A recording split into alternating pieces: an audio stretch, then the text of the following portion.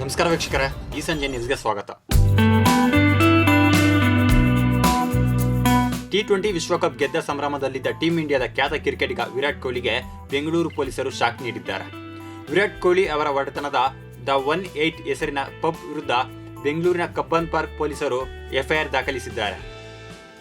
ಕಸ್ತೂರ್ಬಾ ರಸ್ತೆಯಲ್ಲಿರುವ ಬೃಹದಾಕಾರದ ಕಟ್ಟಡದ ಟೆರೆಸ್ ಮೇಲೆ ಸುಮಾರು 1800 ಚದರಡಿ ವಿಸ್ತೀರ್ಣದಲ್ಲಿ ನಿರ್ಮಿಸಲಾಗಿರುವ ದ 18 ಕಮ್ಯುನು ಪಬ್ 2019ರಲ್ಲಿ ಆರಂಭಗೊಂಡಿತ್ತು. ಇದು ಕಬ್ಬನ್ ಪಾರ್ಕ್ ಪೊಲೀಸ್ ಠಾಣೆ ಹಾಗೂ ಚಿನ್ನಸ್ವಾಮಿ ಕ್ರೀಡಾಂಗಣದ ಸಮೀಪದಲ್ಲೇ ಇದೆ. ಚಿನ್ನಸ್ವಾಮಿ ಕ್ರೀಡಾಂಗಣದ ಮುಖ್ಯದ್ವಾರ ಹಾಗೂ ಎಂಜಿ ರಸ್ತೆಯ ಆರಂಭದಲ್ಲಿರುವ ಜಂಕ್ಷನ್ನಲ್ಲಿರುವ ಟ್ಯಾನಿಕ್ ಲಿಕ್ಕರ್ ಸ್ಟೋರ್ ಇರುವ ಕಟ್ಟಡದ ಮೇಲ್ಛಾವಣಿಯ ಮೇಲೆ ಇದೆ ಈ ಪಬ್. ನೋಡಲು ಸುಂದರವಾಗಿ ಗಾಜಿನ ಮನೆಯಂತೆ ಕಾಣುವ ಈ ಪಬ್ಗೆ ದಿನಕ್ಕೆ ಸಾವಿರಾರು ಗ್ರಾಹಕರು ಬಂದು ಹೋಗುತ್ತಾರೆ. ಬೆಂಗಳೂರಿನ ಅತ್ಯಾಧುನಿಕ ಜೀವನ ಶೈಲಿಗೆ ತಕ್ಕ ಹಾಗೆ ಈ ಪಬ್ ಅನ್ನು ರೂಪಿಸಲಾಗಿದೆ. ಈ ಪಬ್ನೊಳಗೆ ಒಂದು ಗೋಡೆಯ ಮೇಲೆ ಚಿನ್ನದ ಬಣ್ಣದ ಅಕ್ಷರಗಳಲ್ಲಿ ವಿರಾಟ್ ಕೊಹ್ಲಿಯ ಸಹಿ ಇರುವುದು ಇಲ್ಲಿನ ಪ್ರಮುಖವಾದ ಆಕರ್ಷಣೆಗಳಲ್ಲೊಂದು. ಪಬ್ಗೆ ಬರುವ ಬಹಳಷ್ಟು ಜನರು ಈ ಸಹಿಯ ಬರದ ಮುಂದೆ ನಿಂತು ಫೋಟೋ ಕ್ಲಿಕ್ಕಿಸಿಕೊಂಡು ಹೋಗುತ್ತಾರೆ.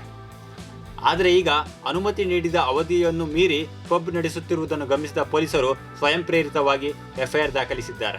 ಜುಲೈ 6ರ ರಾತ್ರಿ ಗಸ್ತು ತಿರುಗುತ್ತಿದ್ದ ಪೊಲೀಸರಿಗೆ ಅವಧಿಗೂ ಮೀರಿ ಪಬ್ ಕಾರ್ಯನಿರ್ವಹಿಸುತ್ತಿರುವ ವಿಚಾರ ಗೊತ್ತಾಗಿ ಕಾನೂನಿನಡಿ ಕ್ರಮ ಕೈಗೊಂಡಿದ್ದಾರೆ.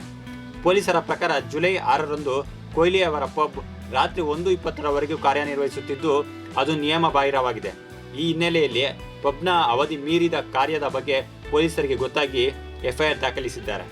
ಅಸಲಿಗೆ 18 ಕಮ್ಯುನು ರೆಸ್ಟೋರೆಂಟ್ ಎಂಬುದು ಒಂದು ಸರಣಿ ರೆಸ್ಟೋರೆಂಟ್ ಬಿಸ್ನೆಸ್ ಆಗಿದ್ದು, ಇದೇ ಬ್ರ್ಯಾಂಡ್ ನಡಿ ಕ್ಲಬ್ ಅಥವಾ ಪಬ್ಗಳನ್ನು ಬೆಂಗಳೂರು ಮಾತ್ರವಲ್ಲದೆ ಗುರುಗ್ರಾಮ್, ಹೈದರಾಬಾದ್ ಸೇರಿದಂತೆ ಇನ್ನೂ ಹಲವು ನಗರಗಳಲ್ಲಿ ನೋಡಬಹುದಾಗಿದೆ. ಇದು ಮಾತ್ರವಲ್ಲದೆ ಕೊಹ್ಲಿ ಅವರು ನುಹೇವಾ ಮತ್ತೊಂದು ಬ್ರ್ಯಾಂಡ್ ಅಡಿಯಲ್ಲಿ ಸರಣಿ ರೆಸ್ಟೋರೆಂಟ್ಗಳನ್ನು ಹೊಂದಿದ್ದಾರೆ.